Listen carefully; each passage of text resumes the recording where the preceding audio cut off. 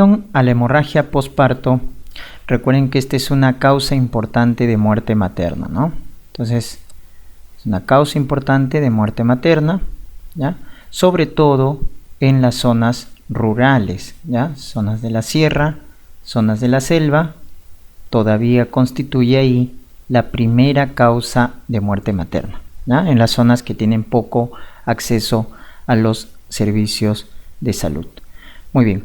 ¿Cómo definimos lo que viene a ser la hemorragia posparto? La hemorragia posparto se define por la cuantificación de la pérdida, en este caso el sangrado, por vía vaginal más de medio litro, por cesárea más de 1 litro, ¿no? Por cesárea más de 1 litro, o caída del 10% del hematocrito, o de 3 gramos de hemoglobina, que es lo mismo, o pérdida de más de 1% de la volemia, o cualquier sangrado que genera inestabilidad hemodinámica, ¿no? Tú la puedes definir con esos parámetros, ¿no? A una hemorragia patológica en el puerperio. Cuando hablamos de las medidas que aplicamos en la hemorragia posparto, recuerden el ABCD, ¿no? El A, porque es una emergencia, que viene a ser el manejo de la vía aérea. El B, que viene a ser la ventilación. El C, que viene a ser la circulación. Y acá muy importante, ¿no es cierto?, en las medidas iniciales, colocar lo que viene a ser catéteres endovenosos por vía periférica, 2 catéteres huesos, ¿no?, en cada brazo, pasar fluidos, cloruro de sodio, pasar paquete globular cuando sea necesario. Entonces acá la medida inicial, siempre recuerden, en toda hemorragia siempre va a ser reponer el volumen arterial periférico, ¿no? Luego viene la D, que viene a ser de diagnóstico, y ahí vamos a determinar la etiología, que es lo que vamos a comentar, y la E, de evitar la hipotermia. Muy bien. Entonces nos concentramos en lo que viene a ser la D, que viene a ser diagnóstico. ¿Cuáles son las causas de hemorragia posparto? Entonces tenemos a la cabeza la causa más frecuente de hemorragia posparto viene a ser la atonía uterina. Esa es la principal causa. ¿Estamos? La atonía uterina representa más del 50% de las causas de hemorragia posparto, ¿no? Entonces la atonía uterina tú la vas a diagnosticar porque te van a decir que el útero está por encima del ombligo o el útero está blando, es decir, su contracción está disminuido, su tono está disminuido. Es un útero blando, tono disminuido, por encima del ombligo, rápidamente pienso en una atonía uterina. ¿Estamos? Muy bien. En cuanto a los factores de riesgo, recuerden, el factor de riesgo para atonía es la multiparidad, ¿ya? La multiparidad. También los factores de distensión del útero, ¿no? Un feto macrosómico, un polidramnios, un embarazo múltiple, las infecciones, la corioamnionitis, ¿ya? La corioamnionitis. Entonces, esos son los factores de riesgo para atonía, ¿no? La multiparidad, la sobredistensión, macrosomía, polidramnios, embarazo múltiple, los miomas intramurales, ojo, dan también por sobredistensión, los intramurales dan atonía, ¿ya? Entonces, esos son los factores de riesgo. Una vez diagnosticado, entonces viene la conducta terapéutica. ¿Cuál es la conducta terapéutica? Acá tenemos el masaje bimanual enérgico, ¿ya? Para contener el sangrado hacemos masaje bimanual enérgico. Y muy importante luego los fármacos, ¿no? ¿Qué fármacos damos en atonía? El útero tónico de elección, oxitocina. El útero tónico de elección. Damos 10 a 40 unidades por vía endovenosa en infusión continua, diluido en cloruro de sodio. En infusión continua, no en bolo endovenoso, es en infusión endovenosa continua. La oxitocina en bolo produce shock. También podemos utilizar misoprostol, análogo de prostaglandina E1, 800 a 1000 microgramos por vía sublingual o intrarrectal, ¿ya? Sublingual o intrarrectal, 800 a 1000 microgramos. También podemos utilizar ergometrina, ¿no? Ergometrina 0.2 miligramos por vía intramuscular, ¿ya? Entonces esos son los uterotónicos que más se utilizan, pero el de elección, oxitocina, siempre va a ser el uterotónico de elección. Entonces haces tu masaje bimanual, das uterotónicos, no responde a los uterotónicos que hacemos taponamiento uterino. Taponamiento uterino. Y eso se hace con esta sonda, ¿no? El famoso balón o sonda de Bakri, ¿correcto? Sonda de Bakri. Con eso hacemos entonces taponamiento uterino. Esto se deja por 24 horas, ¿ya? O sea, solo es transitorio. Luego lo vamos descomprimiendo poco a poco, ¿ya? Muy bien. Y el último recurso, ya cuando no cede la hemorragia, con todas estas medidas que hemos mencionado, el último recurso ya viene a ser las intervenciones quirúrgicas, ¿ya? Las intervenciones quirúrgicas. Si acá vemos uno, el empaquetamiento uterino, conocido como la sutura hemostática de Belinch, ¿ya? Sutura hemostática de Belinch. También podemos hacer ligadura de vasos, ¿no? De arteria uterina, de arteria hipogástrica. También podemos hacer embolizaciones. También se puede hacer compresión de la aorta. O el último recurso, que es la histerectomía. Histerectomía, ¿correcto? Total. El último recurso. Histerectomía total. Cabe señalar que lo mejor, en este caso de la atonía uterina, que hemos dicho es la causa más importante, la causa más frecuente de hemorragia posparto y por lo tanto una causa importante de muerte materna, entonces hay que prevenirla. ¿Cómo puedes hacer prevención de la hemorragia posparto? Vamos a poner por acá. Prevención de la hemorragia posparto por atonía, ¿ya? Por atonía. Se da mediante el uso de fármacos. Y nuevamente, fármaco para prevención de elección, igual que para el tratamiento, oxitocina, ¿no? 10 unidades por vía intramuscular, mediante el alumbramiento activo o dirigido. También puedes utilizar el análogo de oxitocina, que es carbetocina, 100 microgramos, ¿correcto? O misoprostol. Misoprostol también puedes emplear para prevención. La dosis 600 microgramos por vía intrarrectal o sublingual, ¿no? Esos son los fármacos para prevenir. También sirve para prevenir la hemorragia posparto la maniobra de Brandt-Andrews que se hace en el alumbramiento, ¿ya? Esa maniobra de Brandt-Andrews junto con el alumbramiento dirigido, que es colocándole oxitocina 10 unidades por vía intramuscular, se hace prevención de la hemorragia posparto. ¿Qué pasa si nos mencionan que la contracción del útero está normal? Es decir, el útero está por debajo del ombligo, ¿ya? O está en este caso contraído, o sea, su tono está adecuado. Entonces, en ese caso, ¿qué vamos a sospechar? La segunda causa más frecuente de hemorragia posparto, trauma del canal del parto. Trauma del canal del parto. Entonces, cuando nos dicen que el útero está bien contraído por debajo del ombligo, rápidamente trauma del canal del parto. ¿Y qué vas a colocar entonces? Valvas, ¿no? Valvas para ver justamente la lesión más frecuente, que es la laceración del cuello, laceración del cérvix. Factores de riesgo, recuerden que acá la nuliparidad es factor de riesgo para trauma del canal del parto, un parto traumático por feto macrosómico, un parto podálico también da trauma del canal del parto, ¿no? O sea, un podálico por vía vaginal o gestante nulípara. ¿Ya? Entonces, la laceración del cérvix viene a ser la lesión más frecuente del canal del parto, ¿ya? Del canal del parto. ¿Cuál va a ser su tratamiento? El tratamiento va a ser la sutura, ¿no? Eso se llama traqueorrafia. Traqueorrafia con catgut crómico, ¿ya? Con catgut crómico.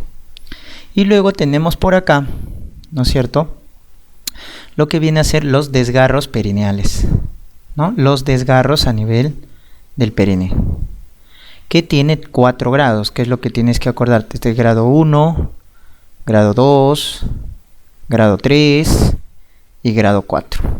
Muy bien, ¿en qué consiste el grado 1? En que se lesiona la piel. En el 2 ya el músculo del cuerpo perineal. En el 3 es el esfínter anal. Y en el 4 es la mucosa rectal. ¿Ya? Mucosa rectal. Entonces acuérdate, 1 piel, no se hace nada. 2 músculo, esto sí se sutura, también con caducrómico. Y 3 esfínter anal y 4 mucosa rectal. Y esto sí hay que operar, porque se ha comprometido el esfínter anal, la mucosa rectal, y eso genera incompetencia, ¿no? Incompetencia o incontinencia fecal. ¿Ya? Pues son los graves. El desgarro grado 3, grado 4. Muy bien. Luego tenemos como otra causa, ¿no es cierto?, de hemorragia posparto, lo que viene a ser la inversión uterina. La inversión uterina, tú la vas a tener que sospechar, ¿ya? La inversión uterina, cuando te dicen que no llegas a palpar el útero, no palpas el útero.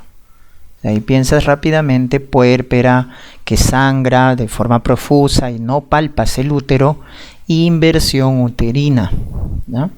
Entonces, cuando voy a examinar, me doy cuenta pues que no se palpa el útero, o también te dicen así, deformidad en copa invertida. Como si invertido el útero da esa forma, ¿no? Una copa invertida, porque el útero se ha invertido. Y el fondo está protruyendo por el cuello. Ese es el otro dato diagnóstico, ¿no? Veo el fondo uterino, algo liso, brillante, que está protruyendo por el cuello. Entonces, invertido el útero. Primera conducta frente a la inversión uterina, ¿no? Acá también el factor de riesgo es la multiparidad o el antecedente previo de inversión, y la conducta es la reposición manual. Reposición manual, como estás viendo en el gráfico. Y eso se llama maniobra de Johnson. Maniobra de Johnson. Si no hay respuesta a la reposición manual, el último es la cirugía. La cirugía, ¿ya? Entonces la técnica que están viendo ahí es por la vía abdominal, ¿ya? Se llama cirugía de Huntington. Cirugía de Huntington. O también se puede operar por vía vaginal y reponer al útero a su lugar. Se llama cirugía de Spinelli. Cirugía de Spinelli. O el último recurso, ya si es que no se puede colocar el útero a su lugar, la última conducta es histerectomía. Histerectomía. ¿Correcto? Total. Cuando no se puede llegar a recolocar mediante la intervención quirúrgica el útero invertido, ¿no? Esto, recuerden, se produce la mala inversión, la inversión uterina se produce por una mala técnica en el alumbramiento, ¿no? Te olvidaste tu técnica de Brand-Andrews. Recuerda, no hiciste bien tu técnica de tracción y contratracción. Por eso es que el útero se invierte. Muy bien. Y luego tenemos la retención, ya sea de toda la placenta, retención de toda la placenta, o la retención de los llamados restos placentarios, ¿ya? Entonces se puede retener toda la placenta, o si no, restos placentarios. Entonces la retención de la placenta, ojo, ¿ya? La retención de la placenta se va a dar sobre todo cuando hay antecedente quirúrgico, cesáreas, legrados uterinos, etcétera, ¿no? O sea, antecedente quirúrgico más antecedente de placenta previa. ¿Y qué debías buscar cuando había antecedente quirúrgico más placenta previa? Acretismo. Y esa es la causa más frecuente de retención de toda la placenta, el acretismo placentario. Factor de riesgo, cirugía más placenta previa, ¿ya? Más placenta previa. ¿De qué se trata el acretismo placentario? De un defecto, ¿no?, en una membrana fibrinoide que separa la placenta del miometrio, que se llama membrana de Nita-Buch. Membrana de Nita-Buch. Entonces acá tenemos lo más frecuente, placenta adherida al miometrio, se llama placenta acreta. ¿Ya? Placenta acreta. Cuando invade el miometrio se llama placenta increta. Placenta increta. Y cuando perfora y llega hasta la serosa se llama percreta. ¿Ya? Se llama percreta. Entonces, ¿quién es el más frecuente? Acreta. Segundo lugar, increta, cuando invade el miometrio, y cuando llega hasta la serosa y la perfora, percreta. ¿Ya? Son los grados de acretismo placentario. Muy bien. ¿Cuál va a ser su clínica? Su clínica, recuerden, del acretismo placentario, entonces va a ser retención de la placenta, o sea, un alumbramiento prolongado. Eso da, alumbramiento prolongado. Está sangrando y no sale la placenta, ¿no? ¿Cómo se define un alumbramiento prolongado? Más de 30 minutos cuando es espontáneo, o más de 15 minutos cuando es activo o dirigido. Esa es la clínica del acretismo placentario. Y el manejo es multidisciplinario. ¿Ya? El manejo es multidisciplinario. Ahora, ¿con qué lo vas a confirmar? El acretismo se confirma con ecografía transvaginal, igual que la placenta previa. ¿Ya? Pero cuando quieres ver el grado de invasión o la ecografía no te da resultados, resonancia magnética. ¿Cuándo pides resonancia? Cuando la ecografía no localiza la placenta, por ejemplo en gestantes obesas, cuando la placenta es posterior, la ecografía no nos muestra la placenta, entonces ahí pedimos resonancia. O cuando quieres ver el grado de invasión, ¿no? Si es una creta, un increto, percreta, para ver el grado de invasión, la técnica más específica es la resonancia. Muy bien. Y como les mencionaba, el manejo es multidisciplinario y termina muchas veces en histerectomía. ¿Ya? Histerectomía total. Histerectomía total. Y cuando hablamos de la retención de restos placentarios, ojo con este dato, esta es la causa más frecuente de hemorragia posparto tardía, porque se presenta pasada las 24 horas. Todo lo que hemos mencionado hasta acá, atonía, trauma, inversión, retención de placenta, se presenta en el puerperio inmediato, es decir, se presenta dentro de las primeras 24 horas. Dentro de las primeras. Por eso cuando te digan causa más frecuente hemorragia posparto en general, atonía uterina. Y que se presenta en las primeras 24 horas. Pero si te dicen causa más frecuente hemorragia posparto tardía, pasada las 24 horas, hay retención de restos placentarios. Muy bien. Entonces en la retención de restos placentarios también, ¿cuáles son los factores de riesgo? Los factores de riesgo también son cirugías, ¿no? Antecedente de cesáreas, antecedente de legrados, antecedente de placenta con lóbulo accesorio, subcenturiata, ¿ya? Eso da como factor de riesgo la retención de restos placentarios. Muy bien. ¿Cuál va a ser el manejo? El manejo en el caso de retención de restos placentarios va a ser colocar oxitóxicos, ¿no? Oxitocina, 20 unidades por vía endovenosa en infusión continua, y si persiste, legrado uterino, ¿no? Si persiste. Muy bien. Y también una causa ya de exclusión, es el último diagnóstico, hablamos de los trastornos de hemostasia, ¿no? Los trastornos de hemostasia, es decir, los defectos de coagulación, ¿ya?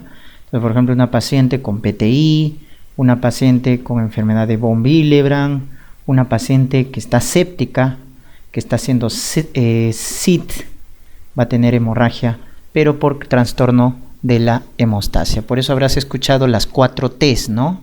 Para la hemorragia posparto. La primera T es de tono uterino, que es la principal causa de hemorragia posparto. Segunda T, trauma del canal del parto. Tercera T, tejido, restos placentarios.